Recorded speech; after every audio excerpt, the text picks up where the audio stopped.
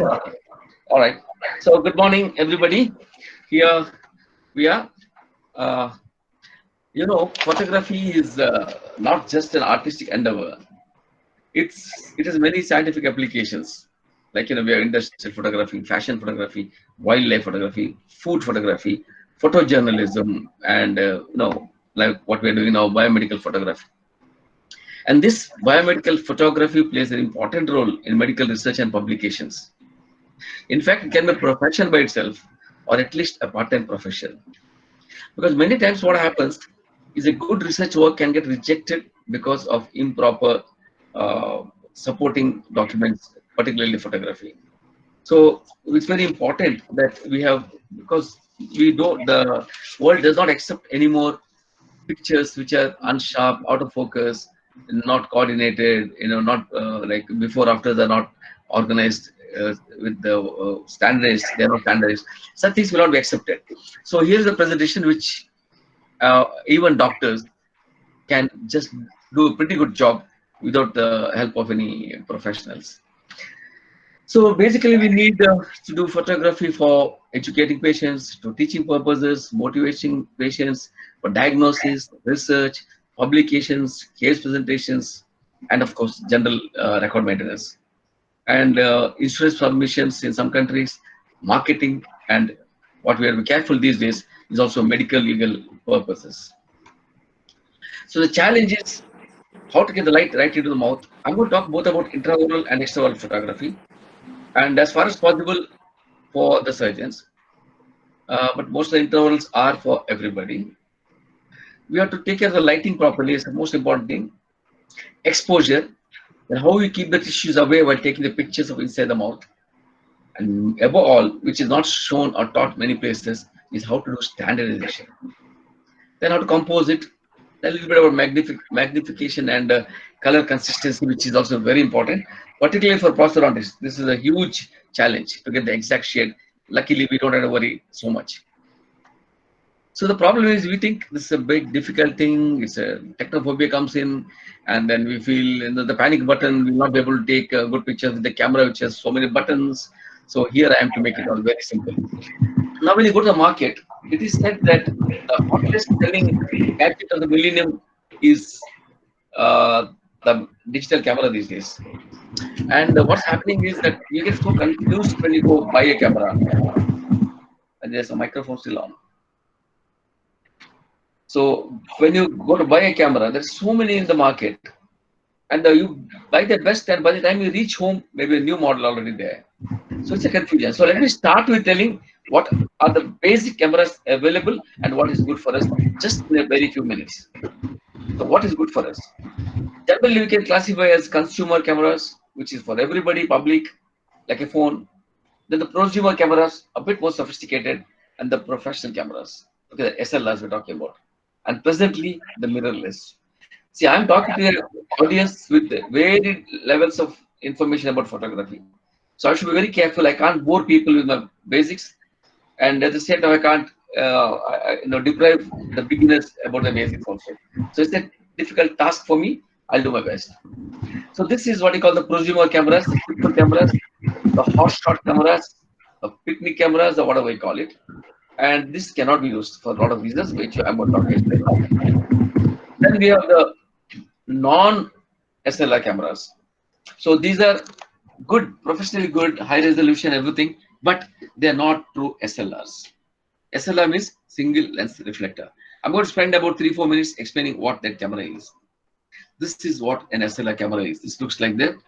And this is the pretty most sophisticated one that we have. But thankfully, we don't need this kind of sophistication at all for our biomedical photography. Even the basic entry-level SLRs are pretty good for us. So there's no need to waste money on a very high-end cameras. We know there are so many brands, but like Pepsi and Coke, we have the Nikon and the Canon, and these are the vying with each other. So they're both good, depending on they have different ranges and qualities of uh, product. So you can choose. But I feel even an entry level is sufficient as a body of the camera to choose. If you have the money, you can always go for a good lens. That will make sense. and other accessories like a close-up flash. Now we have come out with the new another brand of camera called as a mirrorless, which is very professional, which is now coming up very well and competing with SLRs, and in some areas even bypassed SLRs. These are called mirrorless cameras. You can look up, and they are much smaller and less weight to carry, and they're as good as the SLRs these days. Then, of course, the maximum used camera in the world today is the mobile phone. Each one of us are using it, and quite a few people bring and show me some good pictures. I've taken with this phone. Can this be used for publications? Actually, for publications, no. I'll explain to you again after some time why. So why not compact cameras? Basically, the sensor is the heart of any camera, and these cameras generally are the poor quality sensors as well as optics. Though it's coming up, even mobile cameras are coming out with better sensors. Still, there's a but. And aperture range, which you will know later what I'm talking about, you don't have a choice. And the macro that you're able to get close up is not true macro. It causes a lot of distortions, not enough for a scientific endeavor. And we can't use easily external flash systems. And working distance also, we know what working distance, we'll talk about it a little later. And the viewing systems are also not too good. So let's come back to the single lens reflector. And these are now affordable. They're pretty cheap. In say it's about 25,000-30,000. Also, you can get a good entry level SLR body. So this is a high end. This is a Canon. Just for you to get to see. These days cameras don't have buttons. They're all inbuilt in the monitor itself. So they look very simple, very minimalistic design. Now why SLR? First and foremost, the most advanced features, better sensors.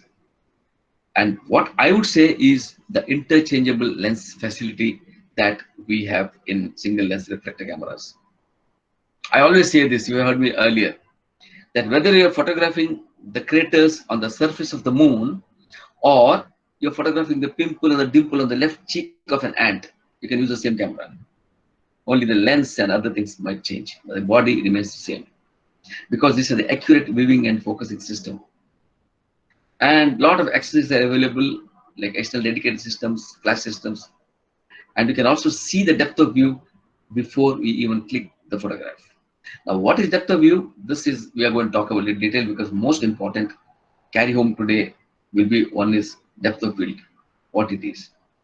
And presently, these SLR cameras also come with video capture. You can get very high level videos also, which we may need to show sometimes the procedures, like surgical procedures. So we need to have a video facility also.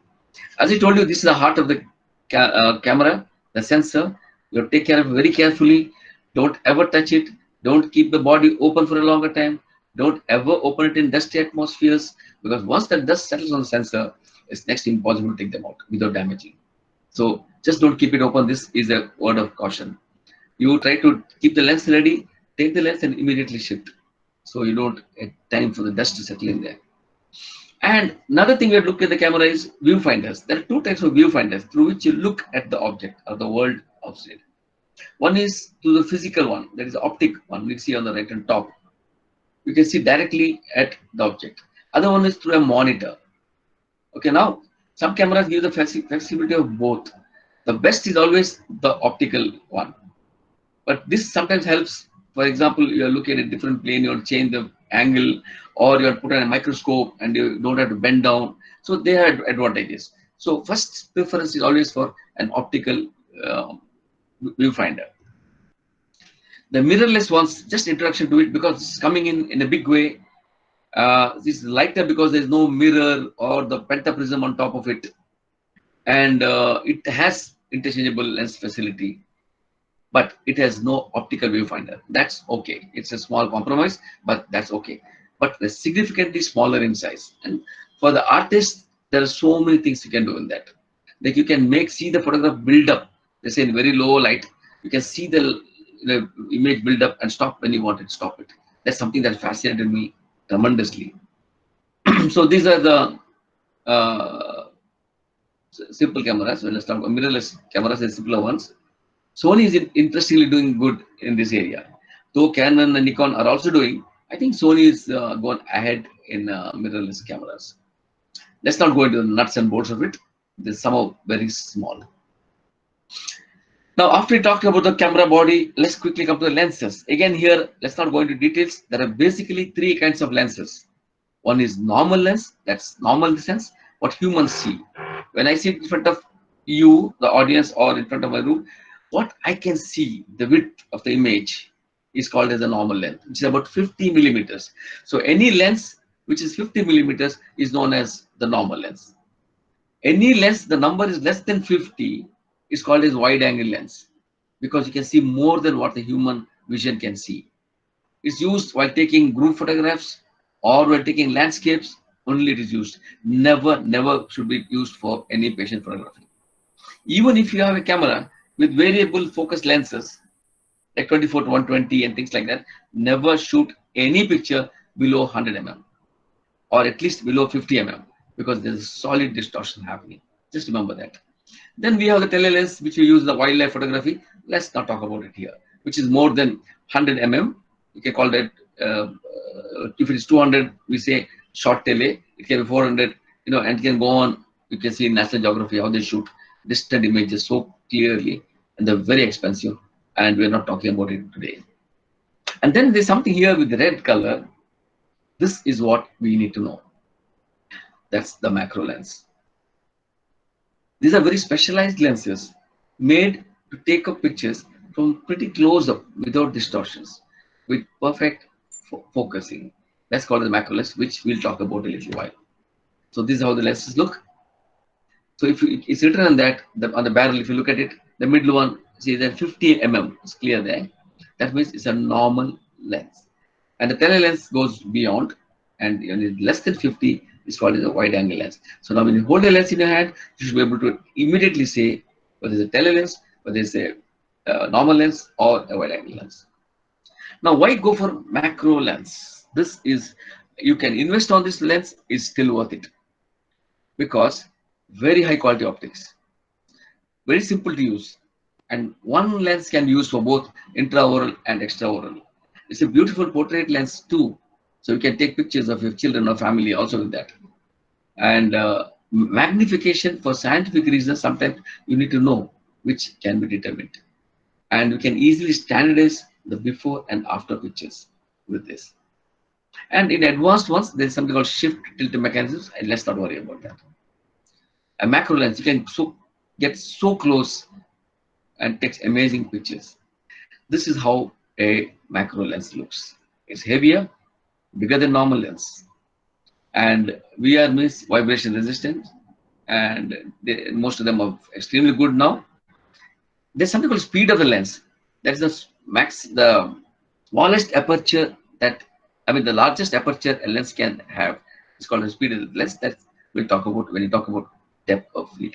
I hope I'm not going too fast, because I've got so many things to say. I'm taking a balance between going fast and making honest. Okay, and one of you can, Giant or someone Yes, can sir. give me feedback. Am I going okay? Yeah, Okay. it's perfect, sir. I don't think we have any issues with the speed of it. You are being very lucid, very clear, and the pace is perfectly fine. Thank you. Thank you. So please give me feedback, because I can't see any one of you, unfortunately. Yeah, Okay. yeah. So in these macro lenses, we have some companies, third parties, which makes good lenses. They are relatively cheaper than the real branded lenses like Nikon or Canon or something like that.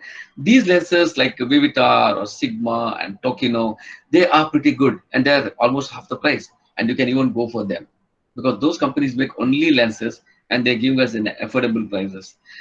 But what you have to understand is, these macros also can be, the standard macro available is 105 mm, 105 mm, say around 100 mm, the beautiful macro lens. You can get the same macro lens 50 mm also, smaller. They are also macro, but here comes the working distance. You have to go closer to the patient or the subject to get the same magnification which you get with the 105. So, jokingly, I say if you've got a halitosis or the patient has halitosis, avoid it. So 105 is the best. And this is the best lens that I think the world has produced now. They could not improve it for a long time.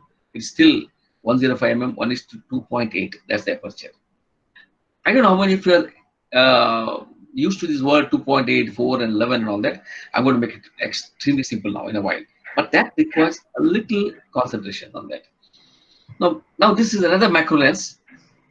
This is by Canon, and it's 60 millimeter.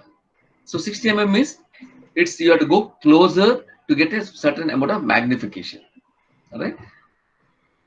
If you have a normal lens and you can't afford to buy a macro lens, you have a choice.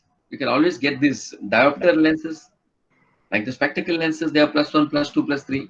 You can just screw them onto the front of the normal lens, and you can get pretty good close-ups also. This is for the PGs or someone who may not be able to afford a true macro lens. Can even try this if you have a good 50 mm lens.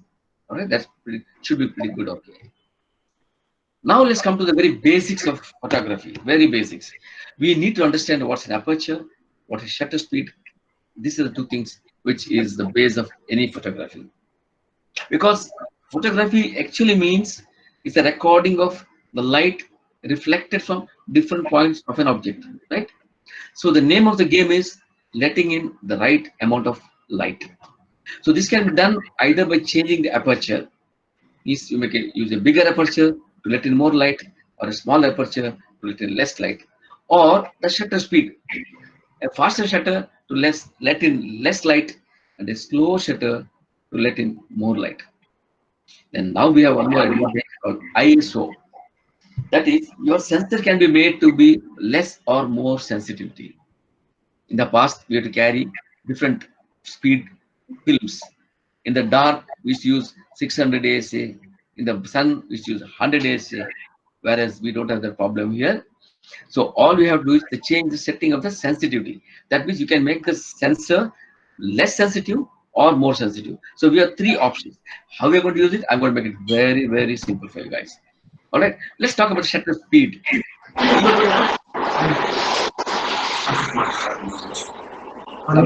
Some microphones needs to be closed. Please, may I request audience, if your mic is on, please mute them. Okay, let's talk about shutter speed. Here, you see them normally. These are the numbers that you see. Let's start with 30, 60, 250, 500. When you say 500, it means 1/500th of a second. All right. But for professional use, for long exposures, we have, if you say 4, it means 4 seconds, not 1/4th of a second. So they are in another color here. Anyway, now that also very confusing. I'll make it very easier for you here. If you look below, that's aperture. They come as you can see the shutter speed below as 2, 4, 8. After 8, it should be 16. They're double. All you understand is the next number is either half or double of the previous number. They go multiples. So 2 becomes 4, 4 becomes 8. 8 should become 16, but internationally accepted to be 15. Then comes 30, 60, 120. Should be 240, but it's 250, 500, and so on. This is the shutter speed, whichever camera that you buy anywhere in the world, any make. So the shutter speed is by, say 1/4 means 1/4th of a second, 1/8th of a second, 1/120th of a second. So as the number goes up, the shutter is faster, so light entering is less. Okay, that's about shutter speed. And you can see all these things in your monitor. There are maybe so many things in the monitor, but the basic two things which are in biggest numbers, big fonts, are the shutter and the aperture. You see 125 written here is the speed, that's 1/125th of the shutter, then of a second, and 5.6 is aperture. So these are two things that we have to understand very well. And there is something called ISO. As I told you, the sensitivity. ISO is the, I talk about that later. I'm talking about the sensitivity that is that can also be changed here. Okay, which can be auto or it can be put whatever we need, which I'm going to explain in a while. So now let's come to the aperture. As I told you, this can be made bigger or smaller like the human eye. Here, the numbers are 1, 1.4, 2, 2.8, 4, 5.6, a little confusion. But if you understand that, it's very simple. Here also, between the two apertures, the light is either half or more, depending on which side you're looking at. Now, if you look at these numbers also, if you look at the alternate numbers, there 1 becomes 2, 2 becomes 4, 8, 16, 32. If you look at 1.4, double of that is 2.8, and double of that is 5.6, that becomes 11 and 22. So that this is not linear because the geometric pattern, right? I don't know how this works, but I know geometry. The apertures cannot be given by linear numbers like you give the shutter speed. So this has to be understood. This is the most difficult one that I'm going to talk about today, which you already understood. Everything is going to be very easy. Like the human eye, when it's too bright outside, the pupils constrict, right? And when it's very dark, it just dilates. So let's look at what the apertures mean. Here, the smaller number means they are big apertures. The bigger the number, smaller are the aperture. Okay. Now this is 22. That's a very small aperture. You can see a small pinpoint opening there. But when you change to 8, it's bigger. So the bigger the number, smaller is the aperture. Please understand that. Now 1.4, that's fully open. That's the speed of the lens. Maximum what the aperture can open is the speed of the lens. Here is 1.4, and this is the one that adds value to the lenses, but we don't need them at all. We don't need wide aperture because of certain reasons. We're going to talk about it. So that's about the aperture settings. Now this table is very interesting.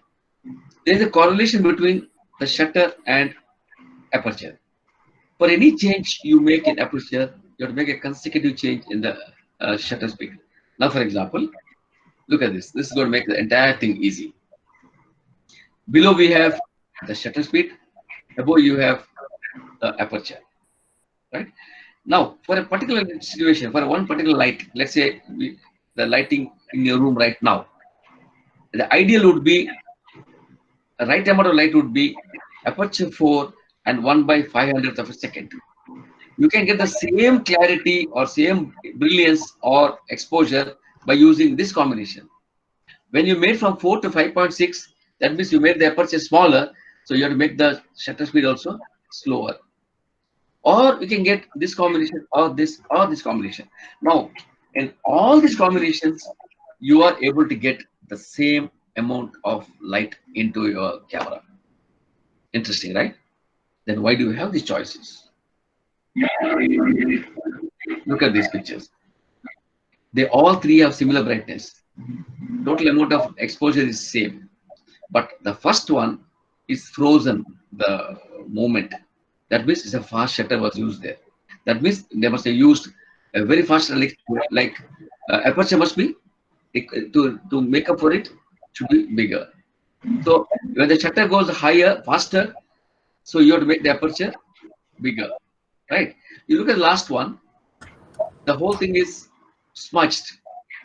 That means it is used in a very low shutter. When you use a low shutter, obviously aperture must have been very small, right? Is that clear? So there's something in between. So now this is for general photography knowledge. Even if you are not understood this, trust me, at the end of the presentation, you'll be able to take amazing pictures, even if you're not understood this. Now, if you look at these pictures, I'm touching a little bit of general photography. Dr. Akhter, Vishnu here. Sorry to interrupt. Yeah. Your presentation has just gone off. Oh. But actually, I'm having it. I think somebody else had the presentation in between. That's why. Now it's okay. Can you see me now? Not yet. Has it come back? Not yet. I need Ruben for this now. Let's see. No, but Dr. Ruben, okay. my savior, please help me. Yes, sir. Sir, can you just give present now? That you're on the bottom right corner of your screen, present now. One second. Let's stop sharing. No. Yes, just start again, sir. Stop sharing and give present now. Okay. I request everyone not to give present now other than Akhter, sir, because it will interrupt the webinar. Okay, maybe that's what happened. So here I go to entire screen. Yes, sir. And share. Click on the smaller Yes, screen yes, and show. yes, yes. That's what the mistake I had done that time. Yes. All But right. somehow I was getting the presentation. I didn't get to know at all. Is it? Uh, Great. Coming now. But you have to put it on full screen. Yes, I'm doing that. I'm doing that. Just give me a moment.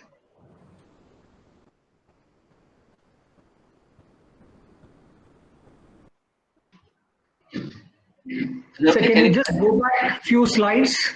Yeah. They lost a bit of presentation. Yeah, I think somewhere here. Sir. Oh, that was the most important. All right. So Yeah. it's a good. Okay. All right.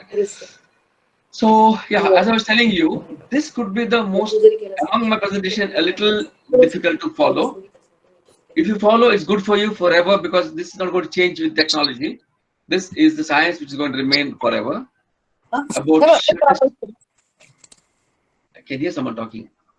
Request all participants to mute their microphone.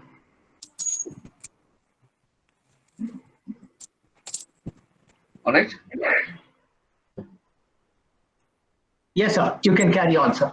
Yeah. So now I think we are. I don't know. Time may be a little different. Let me just. I said now we have the shutter speed one side and the aperture other side. For any given situation, you can have a different combinations. Either you can have a faster shutter with a larger aperture, or a little lesser shutter with a little smaller aperture, and so on.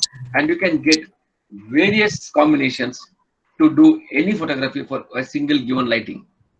Okay, if you have not understood this, let's leave it now for the time being. We'll go ahead. So you see the first picture is taken with a fast shutter. So you take a fast shutter, obviously the aperture has to be larger. You look at third one, it's taken with a very slow shutter. So when the shutter is very slow, obviously we have to use a smaller aperture. All right. If you look at this picture, the one on the left is sharp. That means you have shot this with a faster aperture, a fast shutter. Let me, I think, go through this. I was telling about ISO setting. So the bigger the number means you can shoot more dark, more in the dark. So normally about 200 is good for our work, especially if you're using flash. Now, there's something called flash synchronization. Whenever you are using flash, invariably we use flash. So you have to keep your shutter at only 1/250 of a second. So that's a dictum. Don't ask me why. I can explain this, but it may take some time. So whenever you take a flash picture, your shutter is fixed. Okay, only aperture varies. So that makes life much easier for us. Now, if you look at any camera, you have them either manual mode, aperture mode, shutter priority, or program mode. Aperture priority, shutter priority, program mode. Then, of course, you have other designs to make it easy for the lay people. If you take a picture of a mountain, that means it's a landscape, or even smaller aperture you need. Or let's forget about that. Let there for the novice, you're now professionals. So you can either use manual. Forget the manual and the program today. Let's talk about aperture priority and shutter priority. When you say aperture priority, you choose the aperture and camera automatically chooses the shutter speed. If you say shutter priority, you choose the shutter and the camera decides what should be the aperture. If you put in program, it decides everything. You don't have to worry like a mobile phone. It does the work itself. Manual means you have to choose everything yourself. But that's the most professionals use manual. Okay, even if you're not understood this, my dear friends, don't get disappointed. Even if you're not understood this, we can still go ahead and learn good clinical photography. Okay. Now I'd like to come to touch a basics on digital photography. You know what digital is. First thing you talk about is the resolution. We talk about the bigger the resolution is, the better. No, it's not so. Optimum is what's required. See the kind of what a resolution actually means. I think let's skip all this to save time. You look at this is a photograph of a computer monitor, a desktop monitor. When you go close up, you see them as dots. Okay, now these dots, when they're put together closer to each other, they become smoother. Like the paintings which was done by Stuart one time, he introduced pointillism, where he used brush tips of the brush to paint the his paintings. When you go for a little far, it looked beautiful. So that is called pointillism. Why I'm talking about that here? Because digital cameras work in this principle. So they are all small dots, small dots put together. Just a few colors in different combinations gives you all the colors that you need. This again is a close-up picture of a laptop monitor. When you take a resolution of any photograph, this is important, friends. Please listen to this. Every digital photograph has got is born with a resolution, which can be changed, which can be increased or decreased, but at a cost of clarity. So resolution is the number of dots or the pixels, what we call picture elements in the vertical and the horizontal format. That is y-axis and the x-axis. Number of dots that you have. That's called as a resolution. Now, this is interesting to understand. A digital image has no absolute size or resolution. When you click a picture is born with a setting what you have done, but you can always increase it and also decrease it. When you make it bigger resolution, it loses quality dramatically. Even bringing down a big image to small also loses some clarity because the computer doesn't know what pixels to throw. So you have to understand, if you take any image software and go to the image size, it tells you the image. Let's say it's got height 1200 by width 1200 dots, by height is 900 dots. Okay, that's the pixels.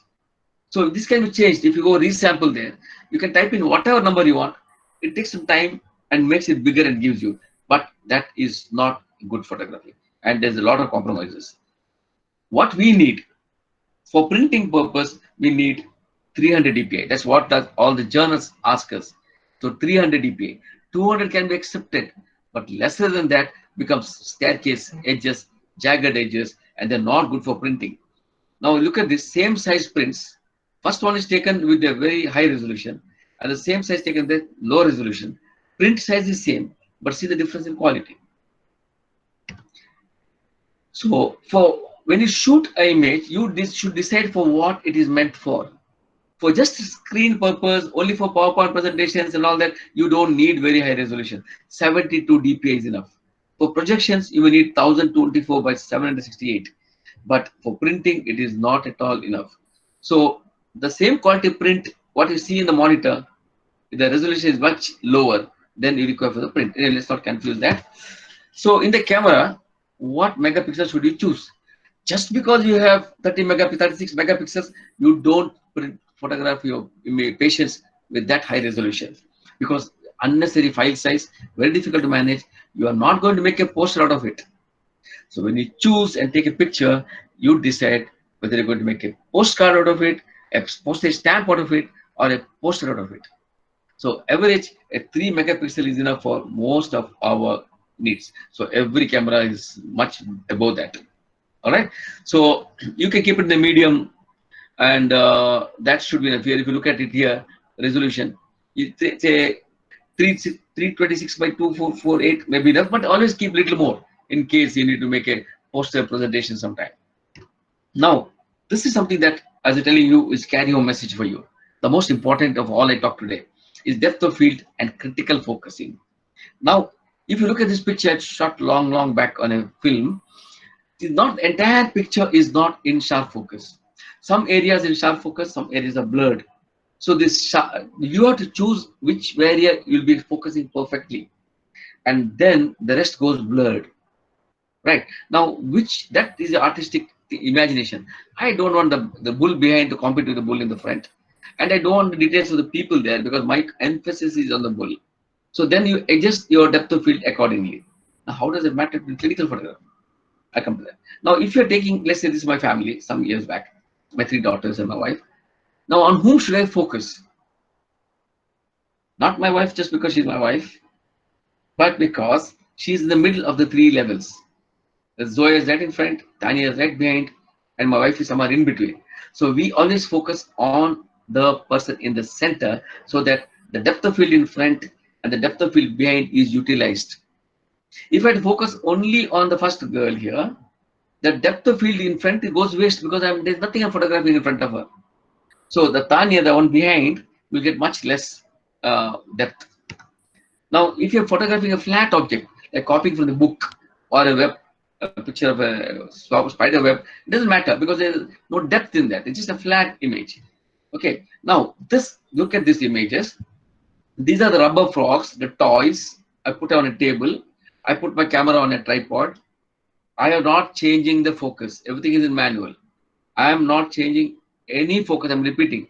All I'm doing is I'm shooting them at different apertures and see. Let's see what happens. This photo is shot in a wide aperture, 1.4. You can see one guy in sharp focus, and I focus on that yellow guy, right?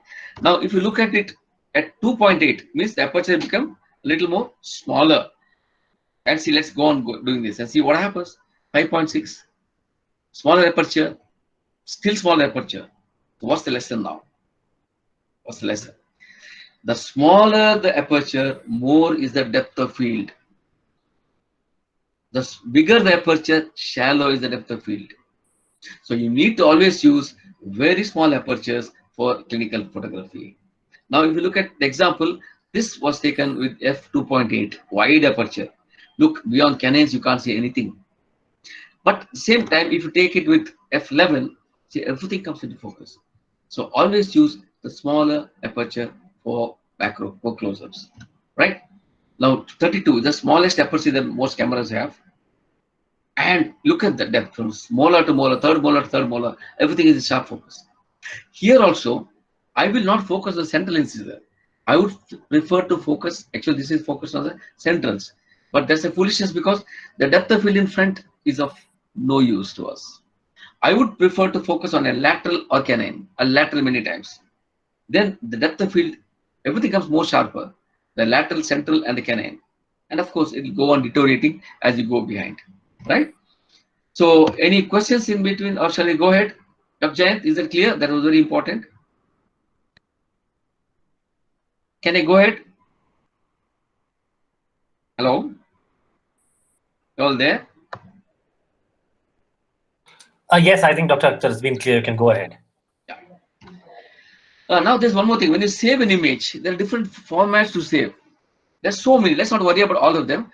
The most common is JPEG. Okay, that's the most common, popular, small size, well compressed format. But the journals don't accept them. They want them in TIFF files. They are unprocessed large files. So while saving an image, you should say photograph in TIFF files. Or some cameras have a provision that when you click, you get two images. One is high resolution, one is small resolution. High for printing, low for screen and other things. So keep that in mind. So you can choose the image quality, TIFF or JPEG. Forget other things now for the time being. Now, how to put lighting for inside the mouth? We know these things. I'm not going in detail. You heard about the ring flash, which has a cord. You connect it to your hot shoe. I mean, the RC PC jacket, PC slot. It's called. Then when you click, automatically the flash ons. They think of the past now. Actually, now you have the dedicated flash systems where it's just connected to the hot shoe and a ring light. Ring flash is nothing but a flash which is like a donut shape, and the light starts coming from all over, so no shadows are seen there. So you get a uniform illumination. But truly professionals don't like this because we need some shadows to get the depth in a picture. All right. So when you buy this kind of dedicated, say Pentax for Pentax or Canon for Canon, then you don't have to work. You can put in program mode and shoot. Don't have to know anything else. But when you're using a third party, better always use in manual. I love manual. Okay. And some companies like Nikon started having, to avoid this light coming from all over, they made 2-point flashes on two sides. It was called medical flash those days. And then what I do is I buy this cheap regular flash. I just put tape on two sides. This is one trick I'm giving you, which makes it 2-point flashes. I might lose a little more light, but I can always adjust it in my ISO because present ISOs can go higher. From 200, I can make it 400 or 800. This is the best that you can have present day in the world. They are wireless, two small flashes to attach on two sides. We can attach more flashes for other work like fashion photography and all that. For intraoral, this is the best setup. A good SLR camera, a macro lens, and two dedicated macro flashes. This is the best that you can get. Now, don't have to worry about this, the past we used to teach the formula and all that. No need to do all that. I'll make it simpler for you. Now, let's say this is one setup for an intraoral picture. patient seated and all those things, blah, blah, blah, and all those things. You keep in the manual mode. Always shoot in manual focus and manual exposure. Let there be programs, other things. You can use this for other things. The best for clinical use is always use manual. So I told you last time, the aperture, the shutter speed has to be about 250. Okay, that is the others you don't get the flash synchronization. So ISO could be about 200 to start with, right? Now, this is one good setup picture, and for orthodontics we need this. For surgery also we need this, and then we need a true lateral picture like this, which is challenging. I'll tell you how we do pictures like this without, tearing of the cheeks. This is the other side, and the palatal. This palatal is very important, especially for cleft lip palate. You need to get the picture. I'll go a little more deeper in this. And before that, we'll look at some common mistakes that we make. This is dark, means underexposed. You should be able to diagnose. This is overexposed. That means too much of light. So how do you set up? It's very simple. You have got only two settings to do. Which says ISO, which you keep it at say 200. You put the shutter as 1/250 of a second. No changes on that forever. Only thing you need to change is your aperture. Try shooting in different apertures. Look at it. If it looks like that, no, that means it's too much of light. So smaller aperture, bigger number. Or if it's like this, you need underexposed. So you need to keep your aperture more. That means, or increase the ISO, sensitivity of the film. So this has to be understood. Now this, you see this picture, is wrong again. Entire face, nose, it need not be seen at all. It should not come. And then look at this, the head position is not correct. I'm just giving some basic mistakes people do. Look at that. This is taken with without the flash. And the handshake can be seen in the image. So this cannot be accepted. Look at this also. This part, pictures like this can still be corrected. A little rotation, little cropping can be done. What has happened here? Your shutter speed you have kept much higher than 250 of a second. So the flash is not synchronized. So you're getting things like this.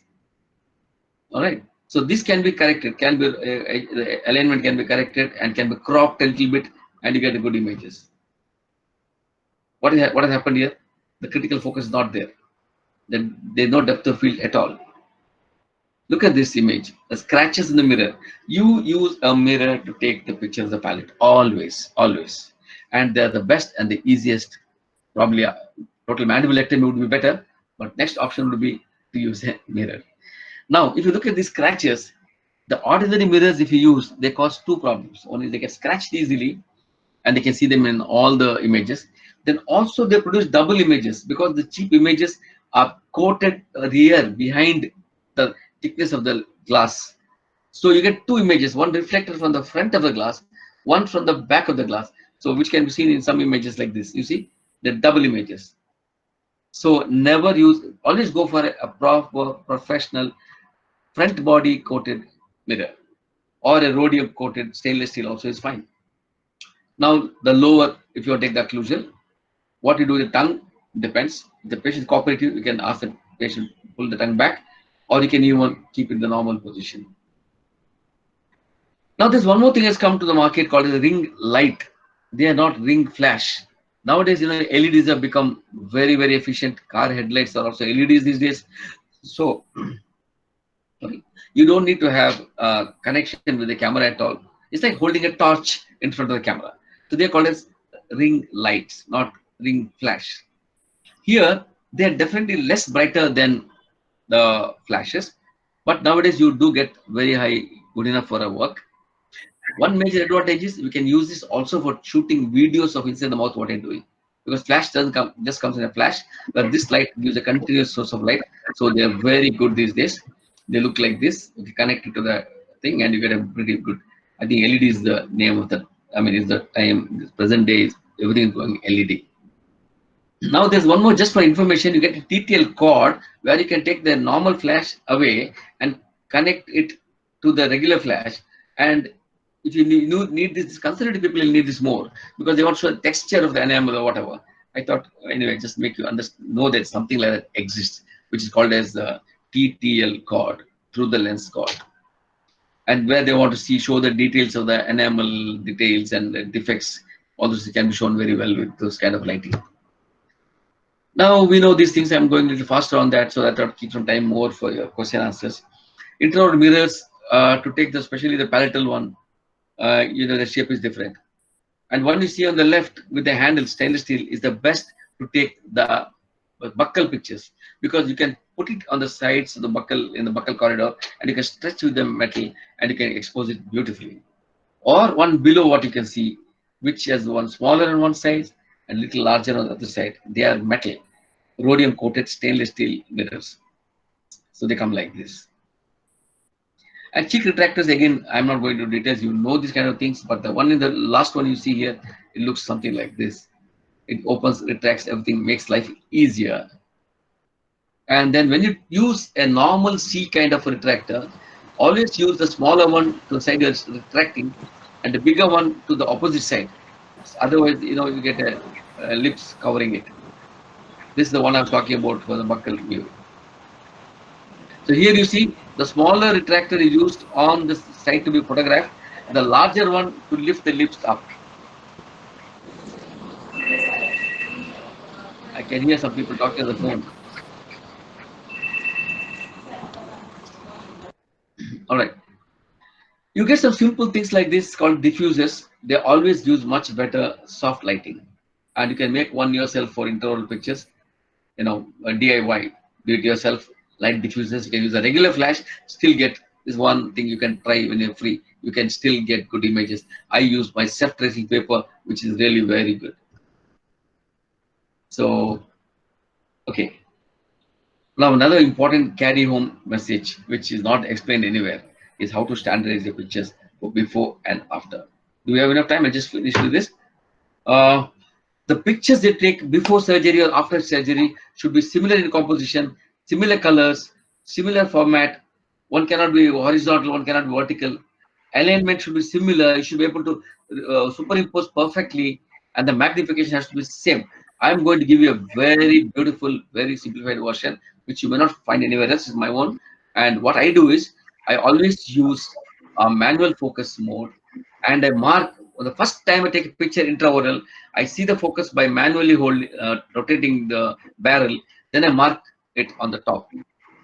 Now every time I need to take another picture or of any patient intraoral, I don't use autofocus. I align this line marker and then I move the camera front and back till I get the sharp focus. So every picture is perfectly standardized. Every picture of every patient can be superimposed, in fact. So I have two lines, one for extraoral, one for the intraoral, generally. All right. And then I use the screen to make the balance, to see that you don't skew it, you don't tilt it. So this helps. And that's about intraoral photography. I quickly let me come to, this is a whole day's work. I'm trying to squeeze into less than an hour. So you must forgive me if some things are not very clear. Let's talk about extraoral photography. This is not portrait photography where you highlight the pleasant features and hide the defects. We want to show the defect exactly how it is. You reveal the truth. That's called patient medical photography.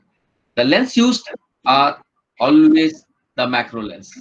They're also the portrait lens, either short macro or 105 mm. This is a common mistake that we make. Another important tip I'm giving you is that, look at this is my neighbor, Dr. Parvez. We shot in the normal good lens, that is the portrait lens. The same guy at the same moment, a wrong lens can look like this. Can you understand? And I can still see people presenting images of faces like this, even after doing a surgery. How can you ever compare? And I feel so pathetic sometimes of some doctors, even conferences, they're presenting pictures like this, instead of pictures like that. Even if you're shooting in an ordinary camera, adjust it more than 50, at least 100 mm, then only you get distortion free. All right. And the next one what I would like to talk about is the use of umbrella flashes, which are very beautiful to take good pictures of extraoral pictures without any shadows.